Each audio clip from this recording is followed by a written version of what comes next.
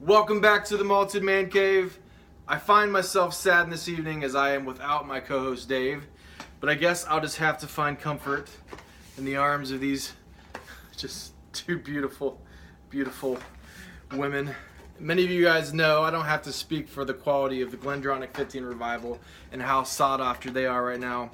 As many of you know, I've spoken in a couple of my recent videos that I spent some time on a family vacation in Hilton Head, and we just happened to get super lucky because I don't even think South Carolina is known for having a good selection of whiskey or scotch, but we found a store, just kind of a mom and pop's place, and in there they had 3 GlenDronach 15 and they had like 5 Elijah Craig barrel proof, which we all know is about as rare as hen's teeth, at least in my parts of the United States. And GlenDronach 15 is about as rare as hen's teeth in the entire world right now.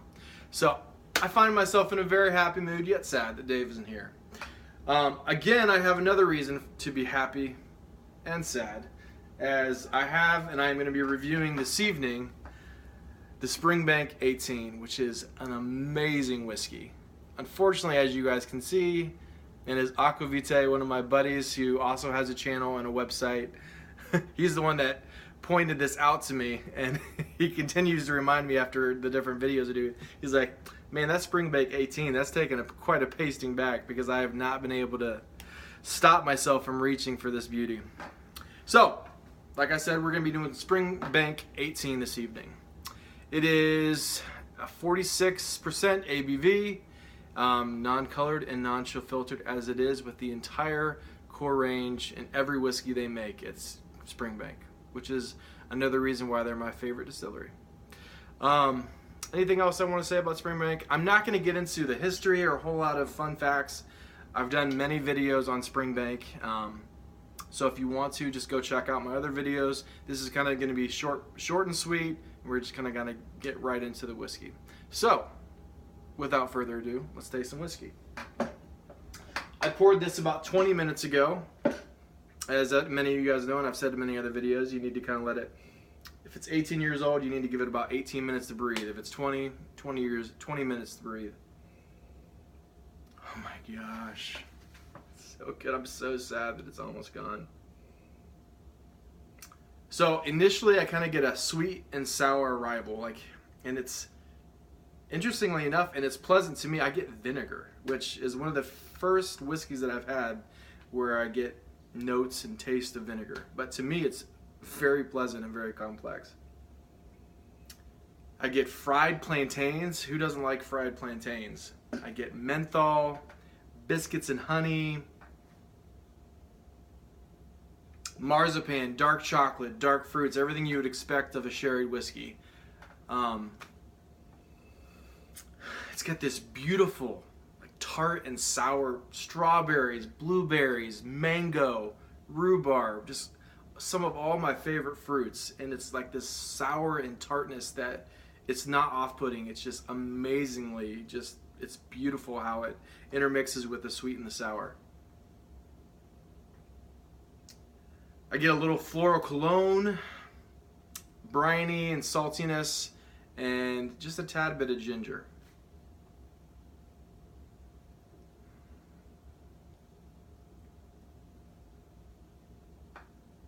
Lastly, I just kind of get this sweet oaky note. It's not overly overbearing, this sweet oaky note that's kind of holding up all the flavors in the background. Just a fantastic nose. I probably could pick another 4 or 5 flavors out, if not more. It's just amazingly complex. This one, though, is something you definitely have to leave in your Glencairn for a couple minutes. Definitely, it needs aeration to really open up, because the first, I couldn't wait when I first got this whiskey. I poured it and I got into it like a minute or two after I poured it, and it was good. Don't get me wrong, it's very good, but it wasn't like amazing. If you let this sit in the glass for a while and you maybe add a couple drops, not too much, because this is relatively a fragile whiskey for 46% ABV. Just a drop or two, and it just explodes with flavor, just complex flavors. Just so good. But enough blabbering. Let's get on to the palate.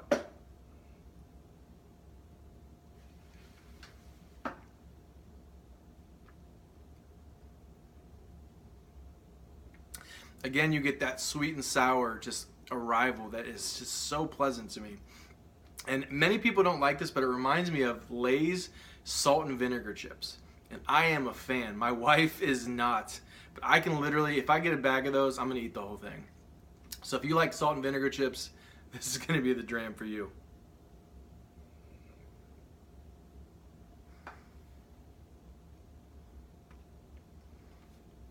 Digestif Biscuits, Marzipan, bitter cocoa. And I also kind of get this slight cola and mentholic note that I get with a lot of Springbanks. Now, there's a couple that I have had that don't have that, but like the Springbank 12 cast strength.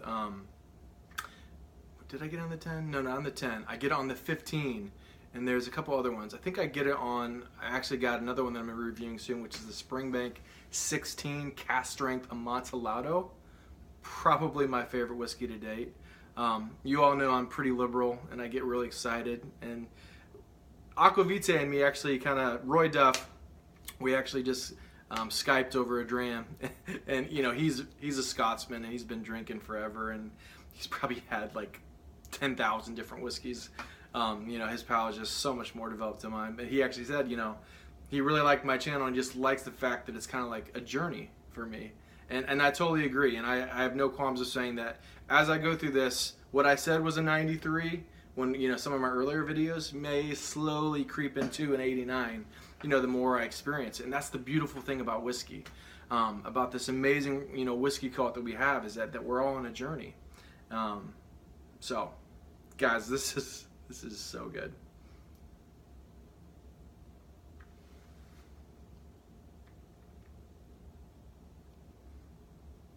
Sweetened olive oil and herbs, sherry, figs, ginger, and one of the best notes that you get towards the end, it's not quite in the finish yet, but the end of the palate, is this grape and orange sherbet, as us hillbilly Americans say, or sorbet, this grape and orange sherbet ice cream. It's just, man, it's good.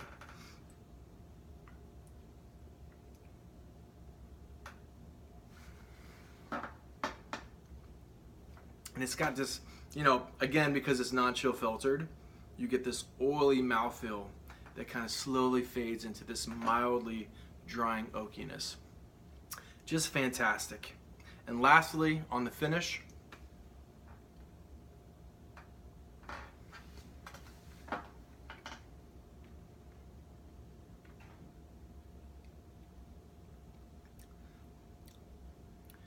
again, it's fried plantains, salt and vinegar chips, a little bit of that tidge sherry notes, ginger, and that oakiness that kind of slowly fades and leaves that sweet, kind of drying oakiness at the end. It's just, and actually a little bit of that grape and orange sherbet note at the end too, which is very pleasant to end on.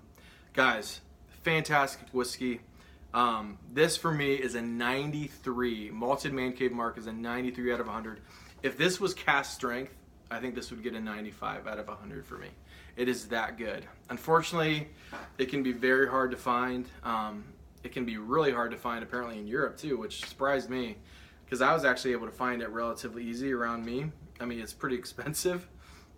So if you find this, pick it up, or as I normally say, don't pick it up, so there's more for me. But I kid. Go get you some. It's amazing stuff, and I think I picked this up for 140, 150 bucks, and it's worth every penny. So go out and get you some. This is Malted Man Cave approved. Leave a comment. Let me know if you've had good, bad experiences with this. If you know a place to get it, let us know. And lastly, I want to kind of ask you guys a question. One thing I want to be very clear, I'm very, very against this whole new trend of collecting and selling in bulk and trying to make all this money, and almost where some people, where it's like they're investing in like their future, like they buy up all this whiskey and instead of getting stocks or whatever. I think that's bull crap. I think it's raising the price. I think it's evil. I hate it. But I think I'm like any other connoisseur. Every once in a while we find a good whiskey, we pick it up, we get one for ourselves. And for this, I kind of want to maybe see if I can, you know, get just a couple bucks for my troubles. and maybe find another whiskey that I like that is just maybe a little bit more expensive. So I'm actually trying to figure out where is the best place to try and sell a whiskey. I know of a couple places, but just thought I'd reach out to the YouTube community. Again, I want to make it very clear, I am very against people that try to buy and sell and make a quick buck in bulk, but just every once in a while. I think we all do it. So if you guys have any suggestions, a good place to try and sell it, let me know. I would greatly appreciate it. So without further ado, guys, it's been fun, it's been real. Springbank 18 is the real deal. Catch you later. Sláinte.